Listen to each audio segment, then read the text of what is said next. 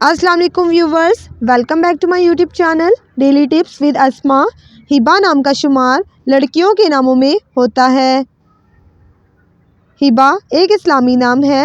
हिबा नाम की इब्तदाई तारीख अरबी ज़बान से निकलती है। हिबा नाम की लड़कियों के लिए खुशकिस्मत नंबर 3 माना जाता है। हिबा नाम का मतलब है बख्शिश, अता, हिदायत और खैरात। खुशकिस्मत दिनों में जुम्मा और हफ्ते का दिन शामिल है। हिबा नाम का शुमार इंटरनेट पर सबसे ज़्यादा सर्च होने वाले नामों में से होता है।